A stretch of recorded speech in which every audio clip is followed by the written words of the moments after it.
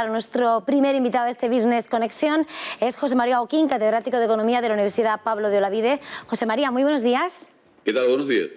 Despertamos un día más pendientes del crudo, esta vez por el desplome que está acumulando tras confirmarse, ¿no?, ese anuncio que esperaba el mercado en la jornada de ayer de Joe Biden de que Estados Unidos va a hacer esa inyección de oro negro del capital, 1 millón de barriles diarios durante 6 meses. Y en este contexto quería preguntarte cómo hay que interpretar esa inyección de petróleo para combatir los precios de la inflación. ¿Cómo lo ves y cómo ves ese mercado? Bueno, ha sido una segunda reacción. La primera fue decirle a Venezuela que produjera más, ¿no?, y que metiera más barriles. También lo hicieron lo mismo con Irak.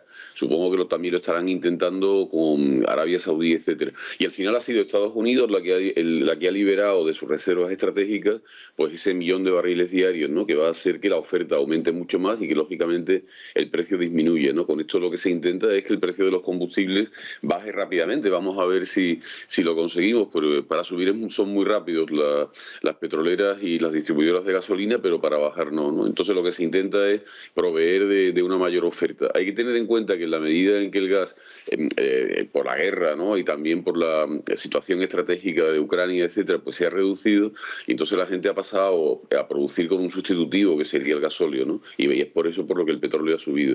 Yo creo que bien, esperemos que lo notemos rápidamente en el precio de los combustibles y que con esto la inflación empiece a moderarse y a bajar esas tasas tan elevadas que tiene.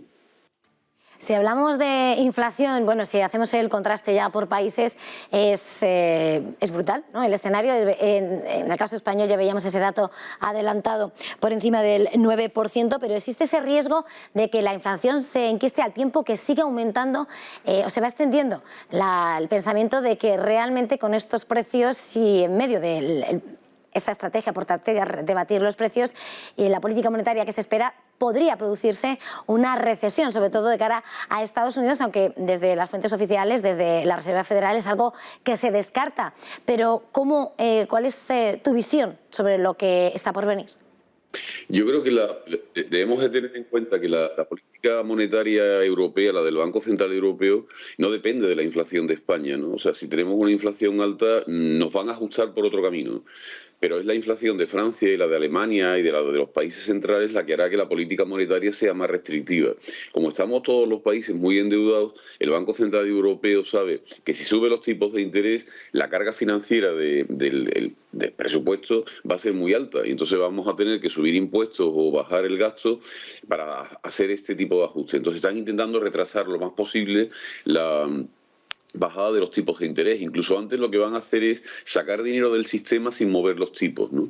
Y de esta forma que haya una menor liquidez y que la gente tenga menos posibilidades de tomar créditos, de renovar los créditos atrasados y que la economía se detenga un poco, ¿no? Esta es la estrategia normal contra la inflación. Lo que pasa es que en países como nosotros, que estamos un poco fuera de ese objetivo estratégico del Banco Central Europeo, si seguimos con una tasa de inflación tan elevada como esta, un 9,8, ¿no?, que incluso es posible que hayan peinado los decimales de las cifras para no dar el dato ya de estar por encima del 10%, ¿no?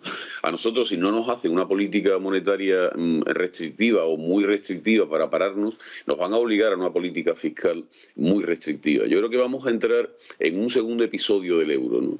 El euro inicialmente se puso en funcionamiento, todos los países tenían que converger y tal, y cuando llegó la crisis de 2009 vimos que no convergíamos, ¿no? Y entonces, bueno, hubo que rescatar países y hubo que mandar pues a los hombres de negro, planes de rescates, etcétera, ¿no? Porque había países que no eran homogéneos, había países que cuando entrábamos en una situación de crisis querían tener más déficit para salir y esto había que ajustarlo. Y ahora vamos a entrar, me parece a mí, en otra secuencia de países heterogéneos, ¿no?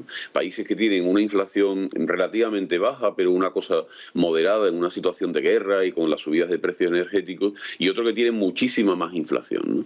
Entonces la política monetaria se va a ajustar a los países moderados, pero los países que tengan muchísima más inflación nos van a tener que ajustar de otra forma. Y la forma de ajustarla contra la inflación es parar la economía. Entonces no queda otra, ¿no? Si no hacen una política monetaria muy, muy restrictiva para toda Europa, pensando solo en 4, pues a esos 4 lo que le van a obligar a hacer es una política fiscal muy restrictiva, ¿no?, para acabar con la inflación. Podemos estar en una secuencia nueva de lo que serían planes de rescate, pero rescates contra la inflación, ¿no?, algo que el euro no ha conocido hasta ahora, pero bueno, la realidad se va imponiendo y tenemos que afrontar estos problemas. En ese mismo contexto y a la espera de cuál vayan a ser los pasos a seguir por los distintos bancos centrales, estamos viendo cómo además la situación va despertando advertencias. Este mismo jueves escuchábamos a Gita Gopinath desde el Fondo Monetario Internacional advirtiendo, poniendo la mirada sobre el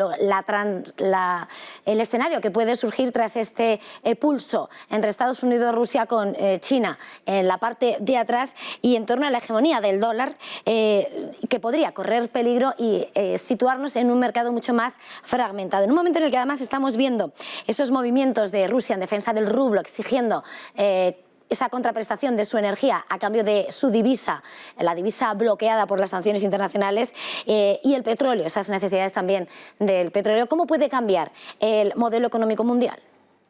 El tema del rublo es un tema muy interesante, ¿no?, porque aparentemente a Rusia le interesaría cobrar en dólares, ¿no? Si le han controlado pues prácticamente la mitad de las reservas que tiene, debería decir, bueno, prefiero que me paguen en dólares y con eso voy a pagar una serie de importaciones que tengo que pagar en esta moneda, ¿no?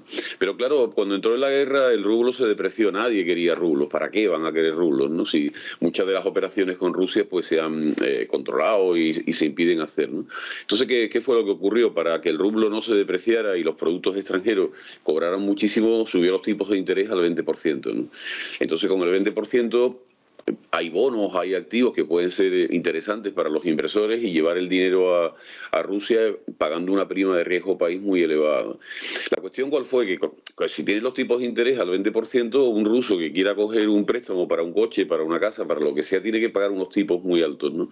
Y entonces ha visto el malestar interno, ¿no? Entonces, ante ese malestar interno, lo que idean es, me tienes que pagar el gas y el petróleo en rublos, con lo cual habrá ahora una demanda de rublos en el mercado y el rublo se tendrá que apreciar, ¿no? El futuro de las monedas, de las divisas, de los mercados financieros, todavía es difícil de prever, ¿no? Si pensamos en las estrategias, vamos a salir algunos países debilitados y otros en cambio van a salir fortalecidos, ¿no? Quizás el núcleo que sale fortalecido es China, ¿no? Claramente, ¿no?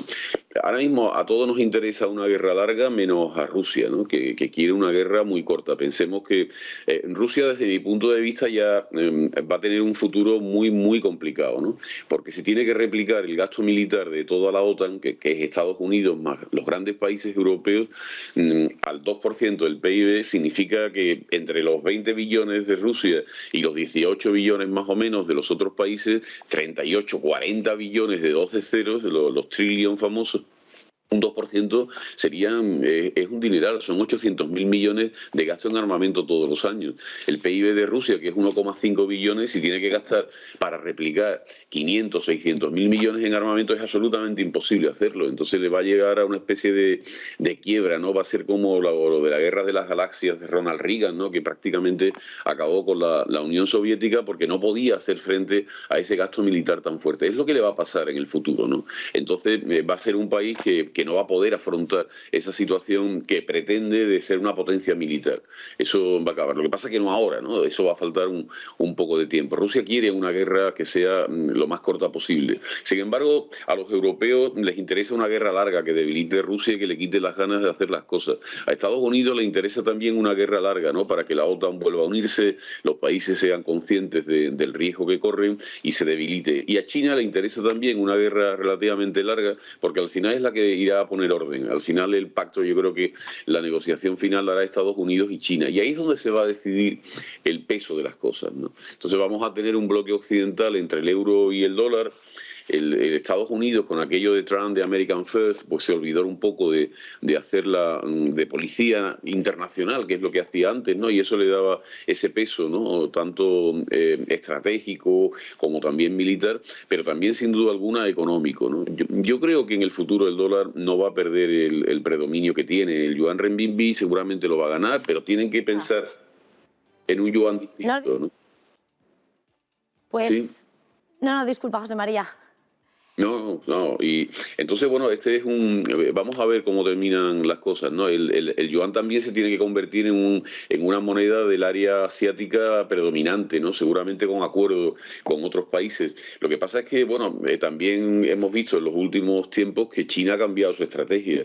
China, de necesitar el ahorro del mundo y entrar en el Fondo Monetario para captar ese ahorro e incluso que sus grandes empresas cotizaran en Wall Street, se ha dado cuenta que no controla ya los movimientos financieros y ahora quiere hacer lo contrario, quiere cerrarse, quiere que las empresas estén en eso que llaman ahora la prosperidad para todos, que haya un mayor control de lo que fue el capitalismo de Estado de los años anteriores, ¿no? Entonces, vamos a vivir un mundo diferente, yo creo que más proteccionista, donde la gente va a ver que los suministros y la seguridad de la producción de nuestras empresas dependen de que todos los abastecimientos estén más próximos, ¿no? Y esto quizás va a reindustrializar una buena parte de la Unión Europea y seguramente también de Estados Unidos, y China va a perder un poco de ser el gran suministrador de productos baratos y de algunas materias primas. Vamos a ver lo que ocurre. José María, de alguna manera esa reindustrialización que apuntas avanza o apunta hacia un mayor proteccionismo, que al final era lo que se le criticaba también anteriormente a Donald Trump antes de la pandemia. Tenemos que esperar ese mayor proteccionismo, por tanto.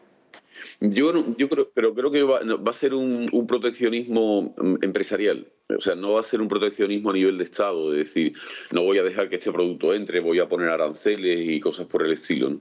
Sino que van a hacer muchas de las grandes empresas que tenemos en Europa y en Estados Unidos que piensen, en primer lugar, que los costes de transporte son muy elevados, ¿no? Y están altos, yo creo que se van a moderar un poco, pero van a seguir siendo altos, ¿no? Y por otro lado, que cuando en el sistema este de producción que tenemos, en aquello que inventaron los japoneses de just in time, ¿no? En que no mantenemos existencias, almacenes de los distintos componentes industriales, pues que se nos paran las fábricas en el momento que nos faltan determinadas cosas. José María. José María, no sé si me puedes escuchar. Bueno, no sé si ya no vamos a poder retomar esa conexión. Estábamos hablando con José María Joaquín.